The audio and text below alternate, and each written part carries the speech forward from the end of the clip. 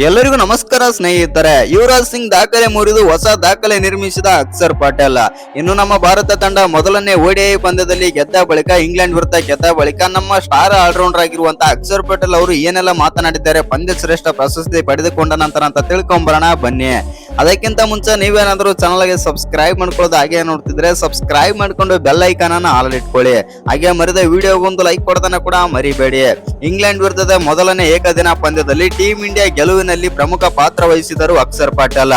ಇನ್ನು ಈ ಎಡಗೈ ಆಲ್ರೌಂಡರ್ ಮೊದಲು ಬೌಲಿಂಗ್ ಮೂಲಕ ಇಂಗ್ಲೆಂಡ್ ತಂಡದ ಬೆನ್ನು ಮೂಳೆ ಮುರಿದರು. ಆ ನಂತರ ಕಠಿಣ ಪರಿಸ್ಥಿತಿಯಲ್ಲಿ ಬ್ಯಾಟಿಂಗ್ ಮಾಡಿ ಅದ್ಭುತ ಅರ್ಧಶತಕ ಗಳಿಸಿ ತಂಡಕ್ಕೆ ಜಯ ತಂದುಕೊಟ್ಟರು. ನಿನ್ನೆ ನಡೆದ ಇಂಗ್ಲೆಂಡ್ ವಿರುದ್ಧದ ಮೊದಲನೇ ಏಕದಿನ ಪಂದ್ಯದಲ್ಲಿ ಟೀಂ ಇಂಡಿಯಾ 6 ವಿಕೆಟ್ಗಳ ಜಯ ಆದರೆ ದಾಖಲಿಸಿತು.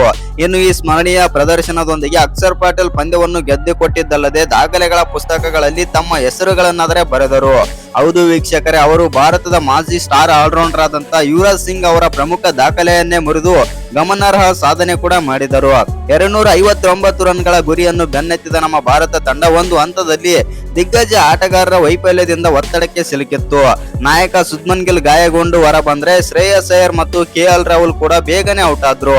ಆ ಕ್ಷಣದಲ್ಲಿ ಅಕ್ಷರ್ ಪಟೇಲ್ ಗೆಲುವಿನ ಜವಾಬ್ದಾರಿಯನ್ನು ವಹಿಸಿಕೊಂಡರು. ಅಕ್ಷರ್ ಪಟೇಲ್ ಅವರು 52 ಬಾಲ್ಗಳಲ್ಲಿ 57 ರನ್ ಗಳಿಸಿ ಜೊತೆಗೆ ವಾಷಿಂಗ್ಟನ್ ಸುಂದರ್ ಅವರೊಂದಿಗೆ 5ನೇ ವಿಕೆಟ್ಗೆ 102 ರನ್ಗಳ ಪಾರ್ಟ್ನರ್ಶಿಪ್ ಮಾಡಿ ಭಾರತವನ್ನು ಗೆಲುವಿನತ್ತ ಕೊಂಡೊಯ್ದರು.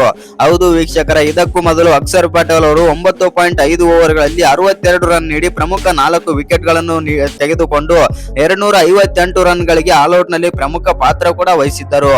ಇಂಗ್ಲೆಂಡ್ ವಿರುದ್ಧ ಇಂಗ್ಲೆಂಡ್ ನಲ್ಲಿ ನಡೆದ ಏಕದಿನ ಪಂದ್ಯದಲ್ಲಿ 4 ವಿಕೆಟ್ ಪಡೆದು ಅರ್ಧಶತಕ ಗಳಿಸಿದ 3ನೇ ಆಟಗಾರ ಅಕ್ಷರ್ ಪಟೇಲ್. ಇದಕ್ಕೂ ಮೊದಲು ಹಾರ್ದಿಕ್ ಪಾಂಡ್ಯ ಮತ್ತು ನ್ಯೂಜಿಲೆಂಡ್ ನ ಸಚಿನ್ ರವೀಂದ್ರ ಮಾತ್ರ ಈ ಸಾಧನೆ ಮಾಡಿದ್ದರು. ಇದಲ್ಲದೆ 32 ವರ್ಷ 175 ದಿನಗಳಲ್ಲಿ ಅಕ್ಷರ್ ಪಟೇಲ್ ಈ ಸಾಧನೆ ಮಾಡಿದ ವಿಶ್ವದ ಅತ್ಯಂತ ಕಿರಿಯ ಆಟಗಾರ ಎಂಬ ದಾಖಲೆ ಆದರೆ ಬರೆದರಂತಾನೆ ಹೇಳ್ಬಹುದು. ಇನ್ನು ಈ ವಿಷಯದಲ್ಲಿ ಹಾರ್ದಿಕ್ ಪಾಂಡ್ಯ ಅವರನ್ನು ಕೂಡ ಹಿಂದಿಕ್ಕಿದ್ದರು. ಇನ್ನು ಯುವರಾಜ್ ಸಿಂಗ್ ದಾಖಲೆಯು ಕೂಡ ಬ್ರೇಕ್ ಮಾಡಿದರು. ಹೌದು ಸ್ನೇಹಿತರೆ, ಅಕ್ಷರ್ ಪಟೇಲ್ ಅವರು ಏಕದಿನ ಕ್ರಿಕೆಟ್ ನಲ್ಲಿ 4 ಅಥವಾ ಅದಕ್ಕಿಂತ ಹೆಚ್ಚು ವಿಕೆಟ್ ಪಡೆದ ಮತ್ತು 50ಕ್ಕೂ ಹೆಚ್ಚು ರನ್ ಗಳಿಸಿದ ಅತ್ಯಂತ ಹಿರಿಯ ಭಾರತೀಯ ಆಟಗಾರ ಎಂಬ ದಾಖಲೆಗೆ ಪಾತ್ರರಾದರು. ಇನ್ನು 2011ರ ವಿಶ್ವಕಪ್ ನಲ್ಲಿ ಐರ್ಲೆಂಡ್ ವಿರುದ್ಧ ಯುವರಾಜ್ ಸಿಂಗ್ ಅವರು 5 ವಿಕೆಟ್ ಪಡೆದು 50 ರನ್ ಗಳಿಸಿದ್ದರು. ಈಗ 32ನೇ ವಯಸ್ಸಿನಲ್ಲಿ ಅಕ್ಷರ್ ಪಟೇಲ್ ಈ ಸಾಧನೆ ಮಾಡುವ ಮೂಲಕ ಯುವರಾಜ್ ಸಿಂಗ್ ಅವರನ್ನಾದರೆ ಹಿಂದಿಕ್ಕಿದ್ದಾರೆ. ಇನ್ನು ಕಳೆದ 54 ವರ್ಷಗಳಲ್ಲಿ ಇಂಗ್ಲೆಂಡ್ ನಲ್ಲಿ 500ಕ್ಕೂ ಹೆಚ್ಚು ಏಕದಿನ ಪಂದ್ಯಗಳಾದರೆ ನಡೆದಿವೆ. ಆದರೆ ಒಂದೇ ಒಂದು ಪಂದ್ಯದಲ್ಲಿ 4 ಅಥವಾ ಅದಕ್ಕಿಂತ ಹೆಚ್ಚು ವಿಕೆಟ್ ಗಳನ್ನು ಪಡೆದು ಅರ್ಧಶತಕ ಗಳಿಸಿದ ಆಟಗಾರರು ಕೇವಲ 10 ಆಟಗಾರರು ಮಾತ್ರ. ಅಕ್ಷರ್ ಪಟೇಲ್ ಅವರು ಈ ವಿಶೇಷ ಪಟ್ಟಿಗಾದರೆ ಸೇರಿದ್ದಾರೆ. ಇನ್ನು ಅಕ್ಷರ್ ಪಟೇಲ್ ಅವರು ಕಳೆದ 43 ವರ್ಷಗಳಲ್ಲಿ ಈ ಸಾಧನೆ ಮಾಡಿದ 2ನೇ ಅತಿ ಹಿರಿಯ ಆಟಗಾರ ಎಂಬ ದಾಖಲೆಗೂ ಕೂಡ ಪಾತ್ರರಾದರು. ಈ ಪಟ್ಟಿಯಲ್ಲಿ ಡಾಕನ್ ಫ್ಲೆಚರ್ ಮಾತ್ರ ಅವರಿಗಿಂತ ಮುಂದಿದ್ದಾರೆ. 1983ರ ವಿಶ್ವಕಪ್ ನಲ್ಲಿ ಜಿಂಬಾಬ್ವೆ ಪರ ಆಡಿದ್ದ ಫ್ಲೆಚರ್ ಅವರು ಆಸ್ಟ್ರೇಲಿಯಾ ವಿರುದ್ಧ 4 ವಿಕೆಟ್ ಗಳನ್ನು ಕಬಳಿಸಿ ಅಜೇಯ 69 ರನ್ ಆದರೆ ಗಳಿಸಿದರು. ಇನ್ನು ಅದೇ ಸಮಯದಲ್ಲಿ ಇಂಗ್ಲೆಂಡ್ ವಿರುದ್ಧ ಏಕದಿನ ಪಂದ್ಯಗಳಲ್ಲಿ 4 ವಿಕೆಟ್ಗಳು ಮತ್ತು ಅರ್ಧಶತಕ ಗಳಿಸಿದ 3ನೇ ಅತಿ ಹಿರಿಯ ಆಟಗಾರ ಅಕ್ಷರ್ ಪಟೇಲ್. ಹೌದು ವೀಕ್ಷಕರೇ, ಇಲ್ಲಿಗೆ ನಮ್ಮ ಅಕ್ಷರ್ ಪಟೇಲ್ ಅವರು ಹಲವಾರು ದಾಖಲೆಗಳನ್ನಾದರೆ ಉಡಿಸ್ ಮಾಡಿದ್ದರು. ಇನ್ನು ನಮ್ಮ ಭಾರತ ತಂಡ ಮೊದಲನೇ ODI ಪಂದ್ಯದಲ್ಲಿ ಗೆದ್ದ ಬಳಿಕ ಮತ್ತು ಪಂದ್ಯ ಶ್ರೇಷ್ಠ ಪ್ರಶಸ್ತಿ ಅಕ್ಷರ್ ಪಟೇಲ್ ಅವರಿಗೆ ಆದರೆ ಸಿಗುತ್ತೆ. ಸಿಕ್ಕಾಗ ಅಕ್ಷರ್ ಪಟೇಲ್ ಅವರು ಏನೆಲ್ಲ ಮಾತನಾಡಿದ್ದಾರೆ, ಏನೆಲ್ಲ ಹೇಳಿದ್ದಾರೆ ತಂಡದ ಬಗ್ಗೆ ಮತ್ತು ಆಟಗಾರರ ಬಗ್ಗೆ ಅಂತಂದ್ರೆ ಈ ರೀತಿ ಆದ್ರೆ ಹೇಳಿದ್ದಾರೆ. ಹೌದು, ನಾವು ಈ ODI ಪಂದ್ಯದಲ್ಲಿ ಆದ್ರೆ ಗೆದ್ದಿದ್ದೇವೆ ಮತ್ತು ಈ ಗೆಲುವು ನನಗೆ ತುಂಬಾನೇ ಆದರೆ ಖುಷಿ ತಂದಿದೆ. ಏಕೆಂದ್ರೆ ಬರುವಂತ ಮುಂದಿನ ವರ್ಲ್ಡ್ ಕಪ್ ಗೆ ನಾನು ತಯಾರಿ ಆದ್ರೆ ನಡೆಸ್ತಾ ಇದ್ದೇನೆ ಮತ್ತು ಈ ಪಂದ್ಯದಲ್ಲಿ ನಾನು ಬ್ಯಾಟಿಂಗ್ ಮತ್ತು ಬೌಲಿಂಗ್ ಎರಡರಲ್ಲೂ ಕೂಡ ಅದ್ಭುತವಾಗಿ ಆದ್ರೆ ಮಾಡಿದ್ದೇನೆ. ಇನ್ನು ನಾನು ಫಾರ್ಮ್ ಗೆ ಮರಳೋದು ತುಂಬಾನೇ ಆದ್ರೆ ಅವಶ್ಯಕತೆ ಆದ್ರೆ ಇತ್ತು ನನಗೆ ಇಂಡಿವಿಜುವಲ್ ಆಗಿ ಅಂತಂದು ಅಕ್ಷರ್ ಪಟೇಲ್ ಅವರಾದ್ರೆ ಮಾತಾಡ್ತಾರೆ. ಇನ್ನು ತಂಡದ ಬಗ್ಗೆನೂ ಕೂಡ ಮಾತಾಡ್ತಾರೆ. ಈ ತಂಡ ಒಳ್ಳೆಯ ತಂಡ ಇದೆ ಮತ್ತು ಈ ತಂಡದಲ್ಲಿ ಅದ್ಭುತ ಆಟಗಾರರಾದ್ರೆ ಇದ್ದಾರೆ ಮತ್ತು ದಿಗ್ಗಜ ಆಟಗಾರರಾದ್ರೆ ಇದ್ದಾರೆ. ರೋಹಿತ್ ಶರ್ಮಾ, ವಿರಾಟ್ ಕೊಹ್ಲಿ, ಶ್ರೇಯಸ್ ಅಯ್ಯರ್ ಅಂತ ದಿಗ್ಗಜ ಆಟಗಾರರಿದ್ದಾರೆ ಮತ್ತು ಶುಭ್ಮನ್ ಗಿಲ್, KL ರಾಹುಲ್ ಆಗಿರ್ಬೋದು, ಎಲ್ಲ ಒಳ್ಳೆಯ ಆಟಗಾರರೇ ಇದ್ದಾರೆ. ಆ ಕಾರಣದಿಂದಾಗಿ ಒಂದು ಒಳ್ಳೆಯ ತಂಡ ಮತ್ತು ಗೆಲುವಿನ ತಂಡ ಅಂದ್ರೂ ತಪ್ಪಿಲ್ಲ. ಇನ್ನು ಹೌದು, ಈ ಪಂದ್ಯದಲ್ಲಿ ನಾನು ಮತ್ತು ವಾಸಿ ಅವರು ಇಬ್ಬರು ನಿಂತ್ಕೊಂಡು ಈ ಪಂದ್ಯವನ್ನಾದ್ರೆ ಗೆಲ್ಲಿಸಿ ಕೊಡ್ತೇವೆ. ಆದ್ರೆ ಎಲ್ಲ ಕ್ರೆಡಿಟ್ಸ್ ಮಾತ್ರ ವಿರಾಟ್ ಕೊಹ್ಲಿಗೆ ಸಲ್ಲಬೇಕು. ಏಕೆಂದ್ರೆ ಯಾವ ಜಾಗದಲ್ಲಿ ಯಾವ ಬ್ಯಾಟರ್ ಆಡ್ಬೇಕು ಮತ್ತು ಯಾವ ಫೀಲ್ಡರ್ ಎಲ್ಲಿ ನಿಂತ್ಕೋಬೇಕಂದು ಎಲ್ಲ ಕೂಡ ಹೇಳಿಕೊಡ್ತಾರೆ. ಇನ್ನು ಆಟದಲ್ಲಿ ವಿರಾಟ್ ಕೊಹ್ಲಿ ಇದ್ರು ಅಂತಂದ್ರೆ ಆ ತಂಡ ಅಷ್ಟು ಸುಲಭವಾಗಿ ಸೋಲೋ ಮಾತೇ ಇಲ್ಲ ಮತ್ತು ವಿರಾಟ್ ಕೊಹ್ಲಿ ಅಂತ ಒಳ್ಳೆಯ ಆಟಗಾರ ಇನ್ನು ಹುಡುಕಿದ್ರು ಕೂಡ ಸಿಗೋದಿಲ್ಲ. ಅಷ್ಟು ಒಳ್ಳೆಯ ಆಟಗಾರ ವಿರಾಟ್ ಕೊಹ್ಲಿ ಅಂತಂದು ಹೆಮ್ಮೆಯಿಂದ ಹೆಮ್ಮೆಯಿಂದ ಹೇಳ್ತಾರೆ ಅಂತ ಹೇಳ್ಬೋದು ವಿರಾಟ್ ಕೊಹ್ಲಿ ಬಗ್ಗೆ. ಇನ್ನು ರೋಹಿತ್ ಶರ್ಮಾ ಬಗ್ಗೆನೂ ಕೂಡ ಮಾತಾಡ್ತಾರೆ. ರೋಹಿತ್ ಶರ್ಮಾ ಅವರು ಇವತ್ತಿನ ಪಂದ್ಯದಲ್ಲಿ 11 ರನ್ ಆಡಿ ಔಟ್ ಆಗ್ತಾರೆ.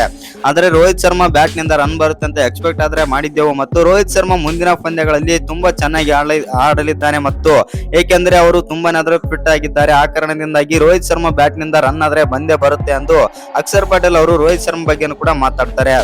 ಇನ್ನು ಈಗಾಗಲೇ ನಾವು ಒಂದು ಪಂದ್ಯ ಆದ್ರೆ ಗೆದ್ದಿದ್ದೇವೆ ಮತ್ತು ಇನ್ನೊಂದು ಪಂದ್ಯ ಗೆದ್ದು ಸರಣಿಯನ್ನು ಕೈವಶ ಆದ್ರೆ ಮಾಡಿಕೊಳ್ಳಲು ಎದುರಾದ್ರೆ ನೋಡುತ್ತೇವೆ, ಮತ್ತು ಇಂಗ್ಲೆಂಡ್ ತುಂಬಾ ಒಳ್ಳೆಯ ತಂಡ, ಆದ್ರೂ ಕೂಡ ಒಳ್ಳೆಯ ತಂಡದ ಜೊತೆ ನಾವು ಈ ರೀತಿ ಆಡಿದ್ದೇವೆ ಅಂತಂದ್ರೆ ನನಗೆ ತುಂಬಾನೇ ಖುಷಿ ಆಗ್ತಾ ಇದೆ. ಮತ್ತು T20 ಸರಣಿ ಸೋತದ್ದು ತುಂಬಾನೇ ಬೇಜಾರಾದ್ರೆ ಇತ್ತು, ಆದ್ರೆ ಈಗ ODI ನಲ್ಲಿ ಕಂಬ್ಯಾಕ್ ಆದ್ರೆ ಮಾಡುತ್ತಿದ್ದೇವೆ ಅಂತಂದು ಅಕ್ಷರ್ ಪಟೇಲ್ ಅವರು ಒಂದು ಸ್ಟೇಟ್ಮೆಂಟ್ ಆದ್ರೆ ನೀಡಿದ್ದಾರೆ. ಎಡ್ಜ್ಬಾಸ್ಟ್ ನಲ್ಲಿ ನಡೆದಂತ ಇಂಗ್ಲೆಂಡ್ ವಿರುದ್ಧದ ಮೊದಲನೇ ಏಕದಿನ ಪಂದ್ಯದಲ್ಲಿ ನಮ್ಮ ಭಾರತ ತಂಡ ಭರ್ಜರಿ ಜಯ ಆದ್ರೆ ಸಾಧಿಸಿದೆ. ಇನ್ನು ಈ ಗೆಲುವಿನ ಮೂಲಕ 3 ಪಂದ್ಯಗಳ ODI ಸರಣಿಯಲ್ಲಿ 1.0 ಮುನ್ನಡೆ ಸಾಧಿಸಿದೆ. ಇನ್ನು ಬ್ಯಾಟಿಂಗ್ ಸ್ವರ್ಗ ಎಂದೇ ಹೆಸರುವಾಸಿಯಾಗಿರುವ ಈ ಮೈದಾನದಲ್ಲಿ ಟಾಸ್ ಗೆದ್ದು ಇಂಗ್ಲೆಂಡ್ ತಂಡ ಮೊದಲು ಬ್ಯಾಟಿಂಗ್ ಆಯ್ಕೆ ಮಾಡಿಕೊಂಡಿತ್ತು. ಆದರೆ ಭಾರತದ ಬೌಲಿಂಗ್ ದಾಳಿಗೆ ಸಿಲುಕಿ 258ಕ್ಕೆ ಆಲ್ಔಟ್ ಕೂಡ ಆಯಿತು. 259 ಟಾರ್ಗೆಟ್ ಗುರಿ ಬೆನ್ನತ್ತಿದ ನಮ್ಮ ಟೀಂ ಇಂಡಿಯಾ 45.2 ಓವರ್ಗಳಲ್ಲಿ 4 ವಿಕೆಟ್ ಕಳ್ಕೊಂಡು ಗುರಿ ಆದ್ರೆ ತಲುಪಿತ್ತು. ನಾಯಕ ಗಿಲ್ 80 ರನ್, ಅಕ್ಷರ್ ಪಟೇಲ್ 57 ರನ್ ಮತ್ತು ವಾಷಿಂಗ್ಟನ್ ಸುಂದರ್ ಅಜಯ್ 52 ರನ್ ಗಳಿಸಿ ಭಾರತಕ್ಕೆ 6 ವಿಕೆಟ್ಗಳ ಜಯ ಆದ್ರೆ ತಂದು ಕೊಟ್ಟರು. ಇಂಗ್ಲೆಂಡ್ ನೀಡಿದ 259 ರನ್ಗಳ ಗುರಿ ಬೆನ್ನತ್ತಿದ ನಮ್ಮ ಭಾರತ ತಂಡ ಉತ್ತಮ ಆರಂಭ ಪಡೆದುಕೊಂಡಿತ್ತು. ರೋಹಿತ್ ಶರ್ಮಾ ನಾಯಕ ಗಿಲ್ ಮೊದಲನೇ ವಿಕೆಟ್ ಜೊತೆ ಆಟದಲ್ಲಿ 43 ರನ್ಗಳ ಜೊತೆ ಆಟ ನೀಡಿದರು. ಆದರೆ ರೋಹಿತ್ ಶರ್ಮಾ 21 ಬಾಲ್ಗಳಲ್ಲಿ ಕೇವಲ 11 ರನ್ ಗಳಿಸಿ ಔಟ್ ಆದರು. ರೋಹಿತ್ ಶರ್ಮಾ ಔಟ್ ಆದ ನಂತರ 3ನೇ ಸ್ಥಾನದಲ್ಲಿ ಬ್ಯಾಟಿಂಗ್ ಮಾಡಲು ಬಂದ ವಿರಾಟ್ ಕೊಹ್ಲಿ ಮೇಲೆ ಭಾರತ ತಂಡ ಹೆಚ್ಚಿನ ಭರವಸೆ ಹೊಂದಿತ್ತು. ಹೌದು ವೀಕ್ಷಕರೇ, ಚೇಸಿಂಗ್ ಕಿಂಗ್ ಎಂದು ಕರೆಯಲ್ಪಡುವ ನಮ್ಮ ವಿರಾಟ್ ಕೊಹ್ಲಿ ತಂಡಕ್ಕೆ ಗೆಲುವು ತಂದು ಕೊಡುತ್ತಾರೆ ಎಂದು ಎಲ್ಲರೂ ಭಾವನೆ ಆದ್ರೆ ಇಟ್ಟುಕೊಂಡಿದ್ದರು. ಕ್ರೀಸ್ಗೆ ಬಂದ ತಕ್ಷಣ 1 ರನ್ ಗಳಿಸುವ ಮೂಲಕ ಖಾತೆ ತೆರೆದ ವಿರಾಟ್ ಕೊಹ್ಲಿ ಚೋಪ್ರಾ ಆರ್ಚರ್ ಬೌಲಿಂಗ್ ನಲ್ಲಿ LBWಗೆ ಬಲಿ ಆದರಂತಾನೆ ಹೇಳ್ಬೋದು. ಇನ್ನು ಈ ಹಂತದಲ್ಲಿ ಒಂದಾದ ನಾಯಕ ಗಿಲ್ ಹಾಗೂ ಉಪನಾಯಕ ಶ್ರೇಯಸ್ ಅಯ್ಯರ್ ಅವರು 103 ರನ್ಗಳ ಜೊತೆ ಆಟ ನೀಡಿ ಚೇತರಿಕೆ ನೀಡಿದರು. ಭಾರತವನ್ನು ಸುಸ್ಥಿತಿಗೆ ತಂದಿದ್ದ ಈ ಜೋಡಿ ಒಟ್ಟಿಗೆ ಪೆವಿಲಿಯನ್ ಸೇರಿಕೊಂಡರು. 75 ಬಾಲ್ಗಳಲ್ಲಿ 11 4 ಮತ್ತು 1 ಸಿಕ್ಸರ್ ಗಳ ಸಹಿತ 80 ರನ್ ಗಳಿಸಿದ್ದ ಗಿಲ್ ಅವರು ರಿಟೈರ್ಡ್ ಹರ್ಟ್ ಆದರೆ ಶ್ರೇಯಸ್ ಅಯ್ಯರ್ 53 ಬಾಲ್ಗಳಲ್ಲಿ 2 4 ಸಹಿತ 35 ರನ್ ಗಳಿಸಿ ಔಟ್ ಆದರು. ನಂತರ ಬಂದ ಕನ್ನಡಿಗ KL ರಾಹುಲ್ 3 ಬಾಲ್ಗಳಲ್ಲಿ ಕೇವಲ ಒಂದೇ 1 ರನ್ ಗಳಿಸಿ ಜಾಸ್ಟಾನ್ಗೆ ವಿಕೆಟ್ ತಪ್ಪಿಸಿದರು. ಹೌದು ವೀಕ್ಷಕರೇ, ಈ ಹಂತದಲ್ಲಿ ಒಂದಾದ ಅಕ್ಷರ್ ಪಟೇಲ್ ಹಾಗೂ ವಾಷಿಂಗ್ಟನ್ ಸುಂದರ್ ಮುರಿಯಾದ 5ನೇ ವಿಕೆಟ್ಗೆ 102 ರನ್ಗಳ ಜೊತೆ ಆಟ ನಡೆಸಿ ಭಾರತಕ್ಕೆ 6 ವಿಕೆಟ್ಗಳ ಭರ್ಜರಿ ಜಯ ಆದ್ರೆ ತಂದು ಕೊಟ್ಟರು. ವಾಷಿಂಗ್ಟನ್ ಸುಂದರ್ 63 ಬಾಲ್ಗಳಲ್ಲಿ 4 4 1 ಸಿಕ್ಸರ್ ಗಳ ಸಹಿತ 52 ರನ್ ಗಳಿಸಿದರೆ ಅವರ ಜೊತೆ ಸಾಥ್ ನೀಡಿದಂತ ಅಕ್ಷರ್ ಪಟೇಲ್ ಕೂಡ 52 ಬಾಲ್ಗಳಲ್ಲಿ 5 4 1 ಸಿಕ್ಸರ್ ಗಳ ಸಹಿತ 57 ರನ್ ಗಳಿಸಿ ನಮ್ಮ ಭಾರತವನ್ನು ಗೆಲುವಿನ ದಡ ಆದ್ರೆ ಮುಟ್ಟಿಸಿದರು.